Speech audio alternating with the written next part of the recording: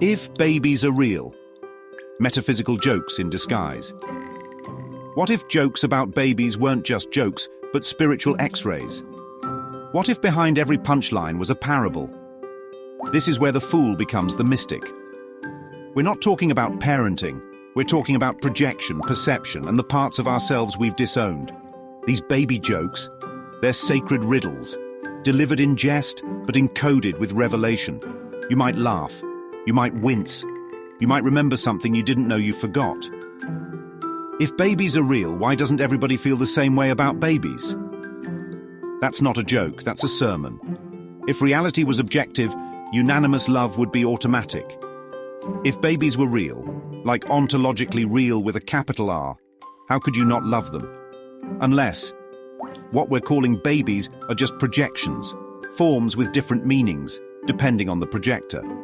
One sees innocence, another sees inconvenience, another sees responsibility, loss, fear, longing. And what does that say? That it's not the baby that's real, but the meaning we give it.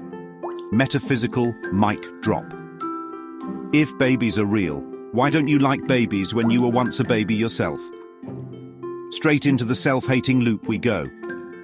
If you were a baby, and now you don't like babies, are you not rejecting your own origin story? Sounds like spiritual amnesia. We forget the light we came from, then grow up bitter at anyone who still glows with it. That ain't a joke, that's a shadow being revealed. Why don't you throw the baby out with the bathwater? Classic idiom, sure, but let's metaphysic it. The baby could be your divine essence, and the bathwater is all the messy, ego-soaked belief systems you're trying to rinse off. So people go on their spiritual detox but toss the self out with the conditioning. Careful now. Enlightenment isn't about purging your identity, it's about remembering the part of you that was never dirty to begin with. Why does nobody want to hear about the baby pains? They just want to see the baby, regardless of what it looks like. And there it is, the illusion of the final product without the process. Everybody wants the miracle but not the mess. We glamorize the arrival but ignore the labor, the chaos, the stretch marks of spiritual growth.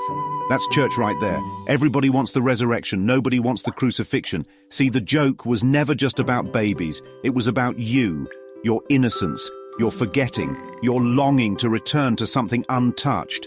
And maybe, just maybe, these absurdities were the truth sneaking in through the back door because the front was guarded by your seriousness.